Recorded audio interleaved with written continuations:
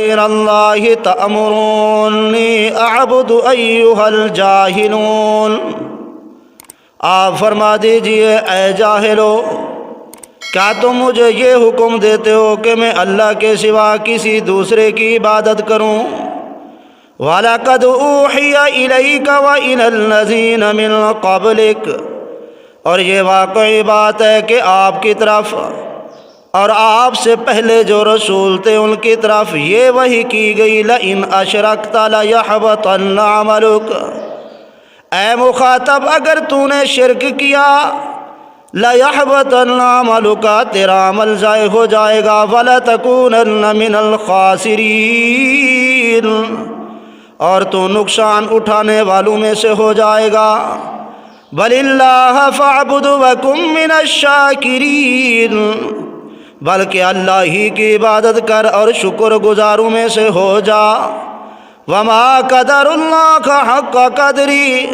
اور ان لوگوں نے اللہ کی تعظیم اس طرح نہیں کی جس طرح اس کی تعظیم کرنے کا حق تھا۔ وَالْأَرْضُ جَمِيعًا قَبْضَتُهُ يَوْمَ الْقِيَامَةِ، اور قیامت کے دن ساری کی ساری زمین اس کی مٹھی میں ہوگی۔ وَالسَّمَاوَاتُ مَطْوِيَّاتٌ بِيَمِينِهِ، اور سارے آسمان اس کے دہنے ہاتھ میں لپٹے ہوئے ہوں گے۔ سبحانہ، وہ ذات پاک ہے، وَتَعَالَى عَمَّا يُشْرِكُونَ، اور بلند و برتر ہے ان سے جن کو یہ شریک ٹھہراتے ہیں۔ وَنُفِخَ فِي الصُّورِ، اور سور میں پھونکا جائے گا، فَصَعِقَ مَن فِي السَّمَاوَاتِ وَمَن فِي الْأَرْضِ، جو آسمانوں اور جو زمینوں میں ہوں گے وہ سب بے ہوش ہو جائیں گے، إِلَّا مَن شَاءَ اللَّهُ، مگر جنہیں اللہ چاہے۔ ثُمَّ نُفِخَ فِيهِ أُخْرَىٰ، پھر دوسری مرتبہ سور پھونکا جائے گا، فَإِذَا هُمْ قِيَامٌ يَنظُرُونَ، تو اچانک یہ لوگ کھڑے ہو کر دیکھ رہے ہوں گے۔ وَأَشْرَقَتِ الْأَرْضُ بِنُورِ رَبِّهَا، اور زمین اپنے رب کے نور سے روشن ہو جائے گی۔ وَوُضِعَ الْكِتَابُ، اور نامہ اعمال رکھ دیے جائیں گے۔ وَجِیءَ بِالنَّبِیِّینَ، اور انبیاء اور شہداء کو لایا جائے گا۔ وَقُضِیَ بَیْنَهُم بِالْحَقِّ،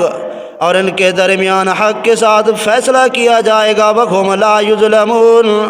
اور ان پر ذرا برابر بھی ظلم نہیں کیا جائے گا۔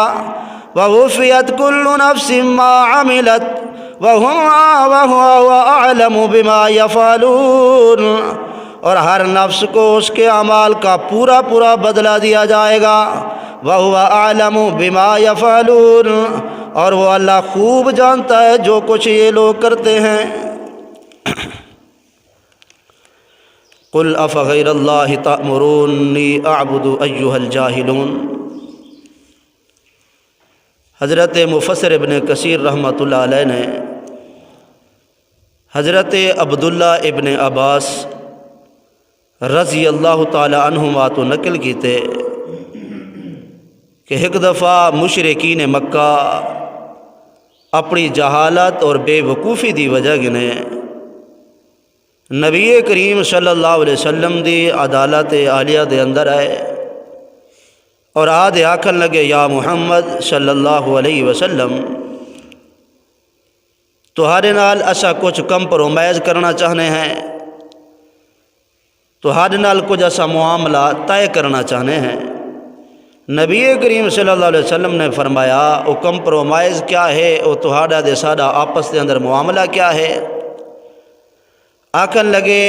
تساں ہی کرو، تساں ساڈے معبوداں دی عبادت کرو، اساں تہاڈے نال مل دے تہاڈے معبود دی عبادت کرے سوں، اے تہاڈا دے ساڈا کمپرومائز ہے، آپس دے اندر معاملہ ہے۔ اللہ تبارک و تعالی نے قرآن مجید دی اے آیت مبارکہ نازل فرمائی، فرمایا قُلْ أَفَغَيْرَ اللَّهِ تَأْمُرُونِّي أَعْبُدُ أَيُّهَا الْجَاهِلُونَ، اے میرے محبوب انہاں کو اے فرما رہے ہو کہ اے جاہلو، کیا میں اللہ دے سوا کئی دوجھے دی عبادت کراں؟ مزید اللہ تبارک و تعالی نے فرمایا وَلَقَدْ أُوحِيَ إِلَيْكَ وَإِلَى الَّذِينَ مِن قَبْلِكَ، اے میرے محبوب جناب محمد رسول اللہ صلی اللہ تعالی علیہ وسلم، تہاڈی طرف بھی اور تہاڈے تو پہلے جڑے میں اللہ نے اپنے پیغمبر اور نبی بھیجے ہیں۔ اللہ تبارک و تعالی نے فرمایا تہاڈی طرف بھی ہی گال دی وحی کیتی ہے میں اللہ نے، اور پہلے نبیاں دی طرف بھی ہی گال دی وحی کیتی ہے۔ کیا وحی ہے؟ فرمایا لئن اشرکت لیحبطن عملک۔ حضرات انبیاء علیہ السلام گنے شرک ہونا یہ دور دی گال ہے۔ اللہ تبارک و تعالی نے فرمایا اگر بالفرض میرے پیغمبر میرے نبی میں اللہ دے رسول بھی اگر شرک کر کھڑے نا،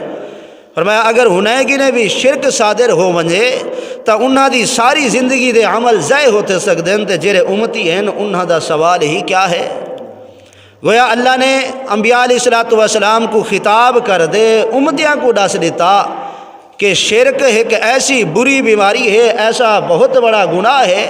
فرمایا اگر یہ شرک والا گناہ انبیاء گنے تھی ونجے اللہ انہاں دے عمل ضائع کر دے سی، تا جڑے امتی ہیں جڑے انہاں کو منن والے ہیں فرمایا انہاں واسطے شرک گنے بچنا زیادہ اولا اور زیادہ بہتر ہے، زیادہ لازم ہے۔ ورنہ اگر زندگی دے اندر 100 سال دی زندگی توحید دے اتے گزاریے، 50 سال دی زندگی توحید دے اتے گزاریے، فرمایا ساری زندگی توحید دے اتے گزاریے لیکن آخر تے اندر آدھے شرک چا کیتے، اللہ تعالیٰ نے واضح اعلان فرما دیتا لیحبطن عملک، ان دی ساری زندگی دیاں ریاستہ ختم، ان دی ساری زندگی دیاں تہجدہ ختم، ان دی ساری زندگی دے زکاتہ ختم، ساری زندگی دیاں نمازہ ختم، ساری زندگی دے روزے ختم، اگر تھوڑا جھیاں بھی اللہ دی ذات اور صفات کے اندر کہیں کوئی شریک چا ٹھہرائے، اللہ نے واضح اعلان فرما دیتا جے میرے پیغمبر گنے بالفرض اگر شرک صادر ہو ونجے تو انہاں دے عمل ضائع ہو سکتے ہیں۔ امتی تو سوچ تے خدا شرک گنے بچنا زیادہ اولا اور بہتر ہے۔ فرمایا لیحبطن عملک، فرمایا ساری زندگی دے شرک دی وجہ گنے عمل ضائع ہوئے سن، ولا تکونن من الخاسرین، سب تو بڑا نقصان یہ ہو سی کہ مشرک دی زندگی دنیا والی بھی برباد ہے، فرمایا ولا تکونن من الخاسرین، اور آخرت والی زندگی دا ویسے ہی برباد ہے۔ پھر اللہ تبارک و تعالی نے فرمایا بل اللہ فاعبد وکن من الشاکرین، اے میرے محبوب صرف اللہ دی ہی عبادت کرو اور شکر گزاراں وچوں بڑھ بنو۔ یعنی اللہ تبارک و تعالی نے فرمایا اے میرے محبوب جڑے ماحول دے اندر میں تہاں کو پیدا کیتے، فرمایا تہاں کو شرک والے ماحول دے اندر میں اللہ نے پیدا فرمایا، پھر میں اللہ نے تہاں کو موحد بڑھائے، پھر فرمایا توحید دی دعوت تا جڑا کم ہے تہاڈے سپرد کیتے، فرمایا اللہ تبارک و تعالی نے لہذا محبوب تہاڈے اوتے میں اللہ دا شکر کرنا فرض ہے، فرمایا میں اللہ دا شکر کرو اور میں اللہ دی عبادت کرو اور شکر گزار بندیاں دے وچوں بڑھ بنو۔ اور اللہ تبارک و تعالی نے فرمایا میرے محبوب جڑے مشرکین مکہ اپنی جہالت اور بے وقوفی دی وجہ گنے جڑے تہاں کو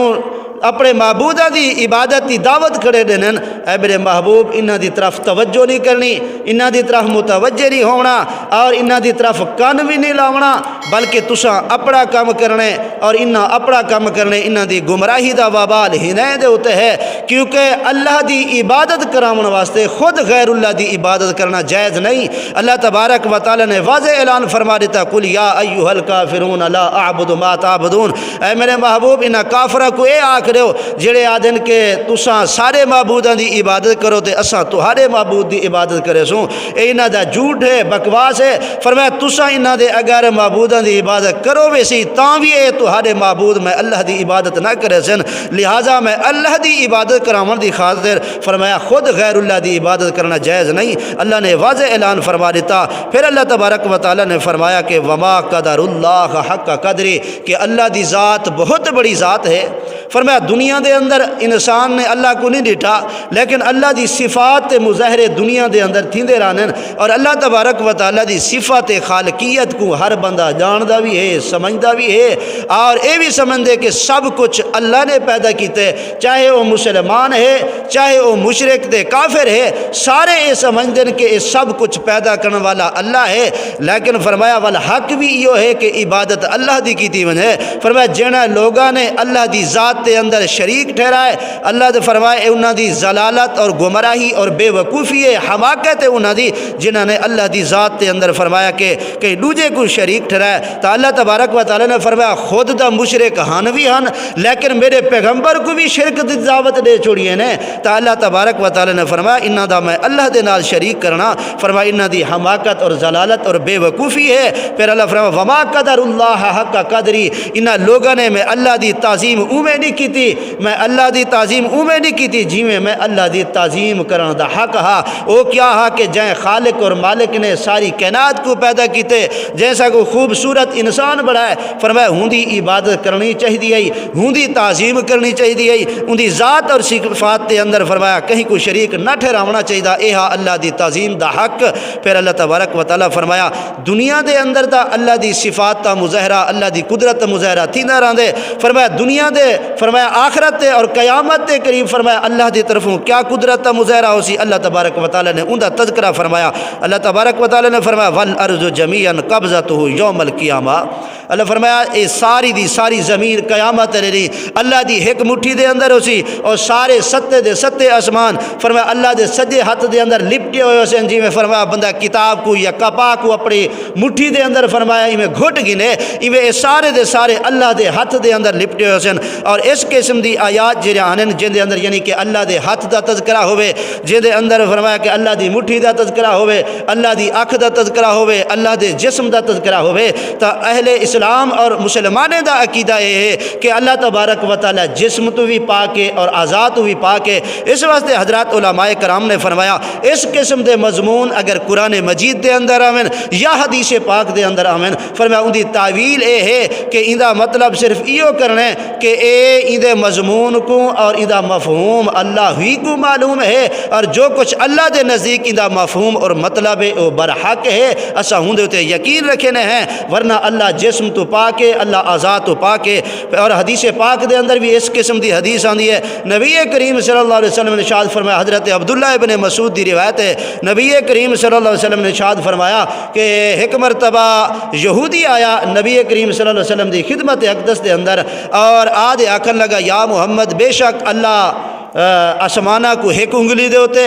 زمین کو ایک انگلی دے ہوتے پہاڑا کو ایک انگلی دے ہوتے درختہ کو ایک انگلی دے ہوتے اور ساری مخلوق کو ایک انگلی دے ہوتے اللہ روک گن سی نبی کریم صلی اللہ علیہ وسلم نے یہودی دی ایک گال سن دے نبی کریم صلی اللہ علیہ وسلم مسکرائے آپ کو ہنسی آئی یہاں تک کہ آپ تے ڈاڑھا مبارک بھی نظر آون لگیا پھر نبی کریم صلی اللہ علیہ وسلم نے اے آیت مبارکہ تلاوت فرمائی کہ والارض جمیعا قبضته یوم القیامہ اے آیت تلاوت فرمائی نبی کریم صلی اللہ علیہ وسلم نے اور آپ دا ہنسنا اور کھلنا اے یہودی دی گال دی تائید اور تصدیق کرنا مقصود ہے کہ واقعی ایویں ہے کہ اللہ دی قدرت بہت بڑی چیز ہے تو اللہ تبارک و تعالی نے فرمایا تو اس حدیث کا بھی مطلب وہ ہے جرا قرآن مجید دے اندر جڑے مضامین دا یعنی کہ مطلب ہے کہ اگر اللہ دے ہاتھ دا تذکرہ ہے اور حدیث پاک دے اندر اللہ دی انگلی دا تذکرہ ہے تو یہ مطلب بھی ایو ہے کہ جیرا اللہ دے نزدیک یہ مفہوم ہے وہ حق ہے اسا ہوں دے ایمان اور عقیدہ رکھنے ہیں اے مسلمان دا عقیدہ ہے پھر اللہ تبارک و تعالی نے فرمایا سبحانہ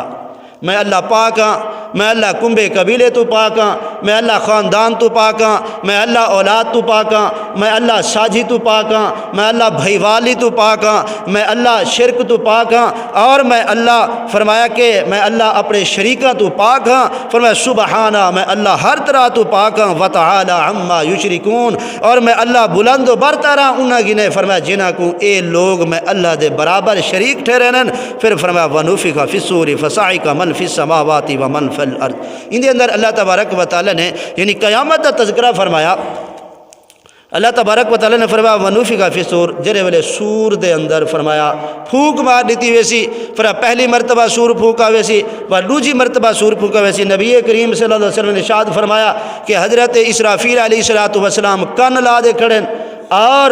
فرمایا اپنے کن لا دے کرن اور پیشانی کو جھکا دے کرن، اس انتظار دے اندر کڈن اللہ حکم فرما دے وے تے میں سور دے اندر پھوک مارا۔ اور نبی کریم صلی اللہ علیہ وسلم نے فرمایا سور ایک سنگ ہے، فرمایا ان دے اندر پھوک مار دیتی ویسی۔ اور حدیث پاک دے اندر آندے حضرت ابو ہریرہ دی روایت ہے، نبی کریم صلی اللہ علیہ وسلم نے ارشاد فرمایا کہ بے شک قیامت ای حالت دے اندر قائم ہو سی، فرمایا دو بندے آپس دے اندر تجارت دی غرض دے نال ایک دوجے ایک دکاندار ہو سی، بیا فرمایا کہ خرید کرن والا ہو سی، گاہک ہو سی، فرمایا آپس دے اندر معاملہ طے نہ کر پاسن، اور فرمایا جرا دکاندار ہو سی کپڑا ڈکھیندا کھڑا ہو سی اور کپڑا اجن لپیٹ سے نہ اور اجن تک علی انہاں دا معاملہ آپس دے اندر طے نہ تھی ہو سی، قیامت پہلے قائم ہوئے سی۔